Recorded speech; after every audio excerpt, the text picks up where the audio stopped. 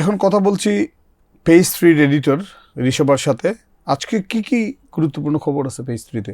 আমাদের গুরুত্বপূর্ণ খবরের মধ্যে 4টা নিউজ দিচ্ছি। সবচেয়ে গুরুত্বপূর্ণ খবর আমাদের আজকের পেজে Prince once upon a time in Dhaka নিয়ে, যেটা নিয়ে অনেক জল্পনা কল্পনা ছিল এই কয়দিন, যে শুটিং হবে কি হবে না, ইন্ডিয়ার পার্টটা করতে পারবো কি করব না, ভিসা রিলেটেড কিছু ইস্যুস ছিল।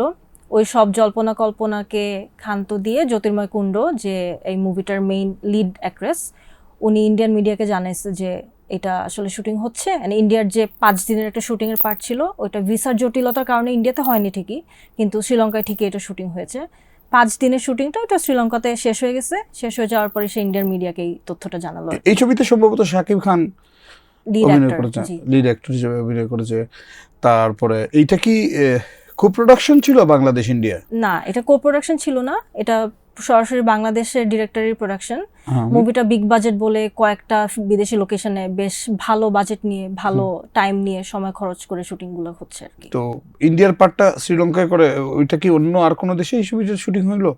এটা আপাতত নিউজ আমাদের কাছে এতটুকুই আছে যে ইন্ডিয়ার পার্টটা শ্রীলঙ্কাতে হয়েছে, বাট যতদূর আমরা জানি থাইল্যান্ডেও এটার কিছু কিছু পার্ট শুটিং হয়েছে, ইনক্লুডিং ঢাকা।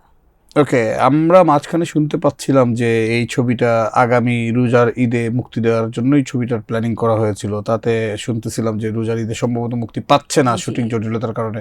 এখন কি তাহলে রোজার ঈদে মুক্তি পাওয়ার সম্ভাবনা তৈরি হলো? এখন ফিল্মের কাস্ট ক্রু ইউনিট আশাবাদী যে এটা ঈদের মধ্যেই আমরা তার আগে রিলিজটা দিতে পারবে, কারণ 5 দিনের শুটিংয়ের যে একটা ডিলের পার্ট হওয়ার কথা ছিল ভিসার কারণে, ওটা শ্রীলঙ্কায় যেহেতু শ্যুটটা হয়ে গেছে, এখন it's quite out of danger. Page 3-তে তো প্রায় প্রতিদিন একটা ক্লাসিক সিনেমার হিস্ট্রি এগুলো নিয়ে কিছু থাকে। আজকে কিছু আছে? প্রতি বৃহস্পতিবার করি, সিন্স এটা স্পেশাল, আমরা ওই মাসের একটা স্পেশাল সিনেমা ধরে টাইমস ক্লাসিকের আন্ডার ওটাকে একটা ফিচার দেই। আজকেরটা হচ্ছে সীমানা পেরিয়ে, আলমগীর কবিরের যে একটা ল্যান্ডমার্ক মুভি ছিল বাংলাদেশের 1970 সালের ভয়ঙ্কর ঘূর্ণিঝড়টা নিয়ে। তো চর এলাকার মানুষ তো খুব ভয়ঙ্করভাবে ক্ষতিগ্রস্ত হয়েছিল, তাদের সাফারিংটা তুলে ধরতেই, তাদের কিভাবে রেজিলিয়েন্সটা আসলো ফিল্মের থ্রুতে এটা তুলে ধরতেই মুভিটা বানানো, এন্ড ওইটাকে আজকে আমরা ফিচার দিয়েছি। এই ছবিটা আমি যতদূর জানি ওয়ার্ল্ড সিনেমায় একটা বড় জায়গা করে নিয়েছিল, সেই বিষয়গুলো কি থাকছে? জি, এটাও আছে। পড়লে অবশ্যই বাকিটা সবাই আমাদের রিডাররা জানতে পারবে।